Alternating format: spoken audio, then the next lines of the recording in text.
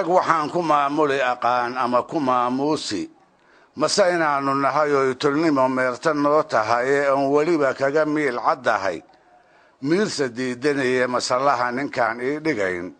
midig ma saaraayo ninkii aniga iga maarmi kara uma muraad yeesho muska inay afay galo arlada kama maciin moodo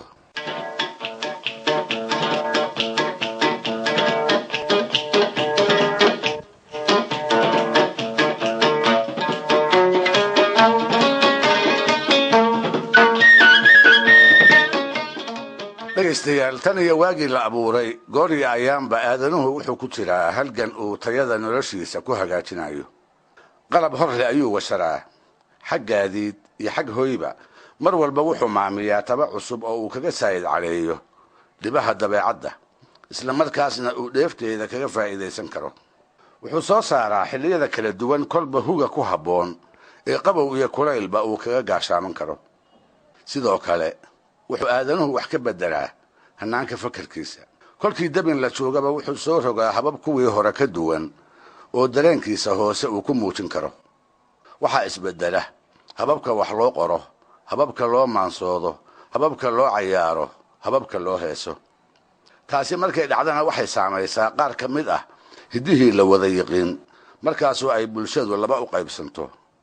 waayeel dhaqamadii uu arki jiray ku yooto ah oo waxyaabaha soo kordha ka hor yimaada iyo dhallinyaro waxaa soo dariyey inta u bogta dhab u hirgelisa kuna xaragood ah si kastaba ha ahaatee ugu dambaysta dhallinyarada ayay guushu raacdaa kolka bulshada dhexdeeda ay ku faafaan dhaqamadii dhowaan soo galka ahaa intii muddo ahna lagu muransanaa haddaba soomaalidu waxay ku jirtaa isbeddelka dhaqamadu ummadaha uu saameeyey welibana nolosheedii raacatanimo oo muddo gaaban si weyn wax uga dooriyey haddiiba meelaha uu isbeddelkaasu ka muuqdayna waxaa ka mid ah maansada oo qarniyo dhan ahayd goob ay soomaalidu ku badiso shisheeyihii ugu soo horreeyey ee hiddaheeda u kuurgalayna uu ku kuunyi jiray badanaana shayddaanka maansadu kolkuu ku soo dego maansayahanadii soomaalida ee raca hore waxay u bayri jireen 3 hab mid ahaan kuwaasoo kale ah gabayga geeraarka iyo jiiftada oo iyada masafana loo yaqaan marka aan raca hore leeyahay waxaan maanka ku hayaa hal abuuradii magaca dheer yeeshay ee qarnigii 19aad iyo kii 20aad hana qaaday sida raaga ugaas faarax afcad aadan gurey sayid maxamed qamaan bulxan faarax nuur cali dhuux caroole maxamed kali yowle ayax maxamed dhowre samatar baxnaan cabdigahayr cabdigalayax cali afyare aadan carab iyo tobanaankii kale ee ay xilli wada noolaayeen amaba ka dambeeyey asii ay isku meeqaan dhowaayeen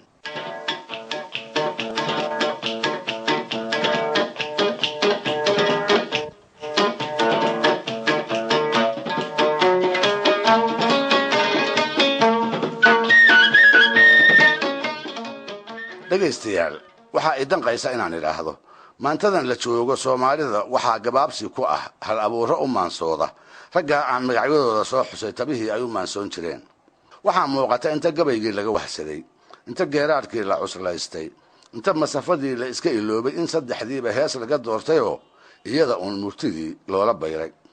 nasiib darro waxayba hadda maraysaa in mugdi weyni uu soomaali door ah ka galo waxa uu gabaygu yahay isaga iyo geeraarku waxa ay ku kala gedisan yihiin labadooda waxa ay jiiftadu kaga duwan tahay saddexdoodu waxa ay heesta kaga duwan yihiin iyo afartooduba tilmaamaha ay wadaagaan taas ayaana malaha sabab u ah inaan marar badan la kulmo soomaali waayeel iyo dhallinyaraba leh oo guud ahaan suugaantooda iyo maansadooda aad u jecel ha yeeshee qaybaheeda iyo farsamo ahaan waxa ay kala tahay aan wax badani uga bilownayn kuwaasoo keliyana maahee waxaa jira rag iyo dumar maansada iyo hal abuurnimada caan ku ah oo waa la yaabe iyaga qudhooda ay arrimahaasi isaga qasan yihiin sidaa daraaddeed waxaa dhacda inaad maqasho iyaga oo gabay ku sheegaya tix oo idil iyo dhammaan wixii dhagahooda ku soo dhaca oo qaab maansa leh taasina siday ila tahay waa gaf weyn oo loo hurtili ay yahay inta goori goor tahay in dadka laga saxo anigoo haddaba gafkaas isaga ammaanka iyo maskaxda ku haya ayay ila habboonaatay si koobnaan badan inaan halkan ugu tusaaleeyo qaybihii maanso ee ay soomaalidu tiqiin iyo ulajeedooyinkii ay u badnayd inay qayb walba u adeegsato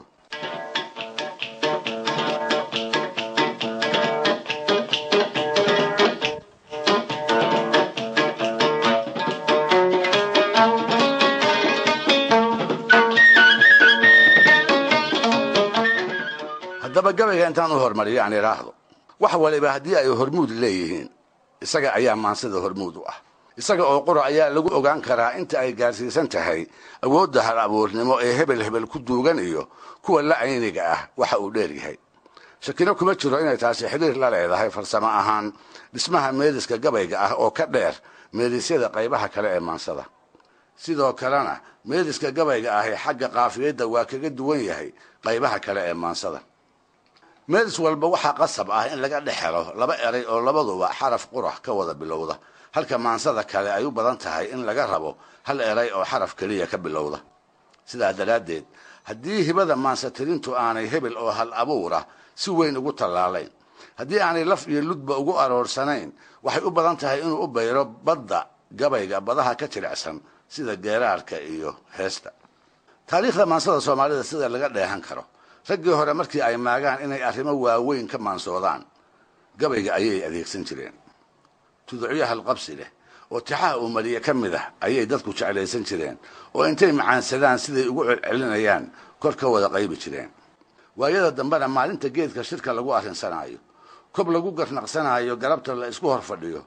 dharaarta madar lagu dhan yahay lagu xaajaysanayo ayay tuducyadaas ku mahmaahi jireen, kuwaasoo waayada dambe inta caan noqda hal abuurkii tiriyeyna soo caan bixin jiray.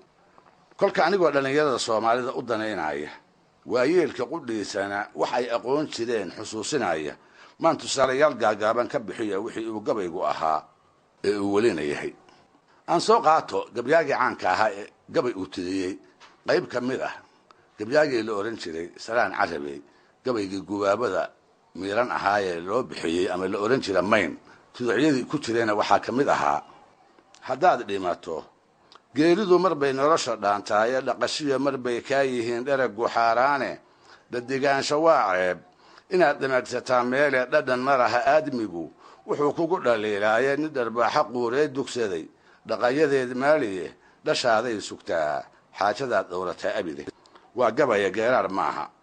waa gabaya jiifta maaha, waa gabaye heesna maaha.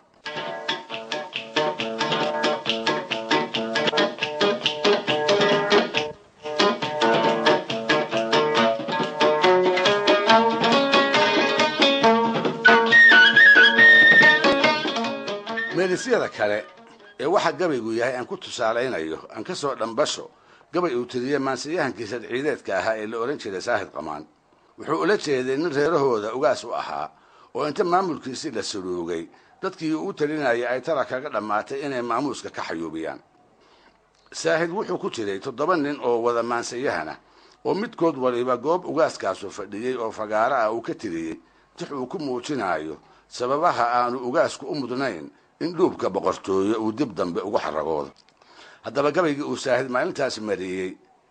aad ayuu ugu fiday soomaalida dhexdeeda. waa gabay inta si xad dhaafa caan u noqday, saahidna caan ka dhigay. wuxuu ku soo gabagabaynayaa tuducyo fikradaha sinaanta aad loogu xusuusto oo ay ka mid ahaayeen: rag waxaan ku maamuli aqaan ama ku maamuusi, mase inaanu nahay oo tolnimo meertan noo tahaye, oon weliba kaga miil caddahay miirsa diidaniye masallaha ninkaan ii dhigayn, midig ma saaraayo ninkii aniga iga maarmi kara, uma muraadi yeesho muska inay afay galo arlada kama miciin moodo. kanina waa gabaya geeraar maaha, jiifto iyo heesna maaha. dhegaystayaal, waa inoo barnaamijka soo socda oo aan kaga hadli doono waxa uu geeraarku yahay.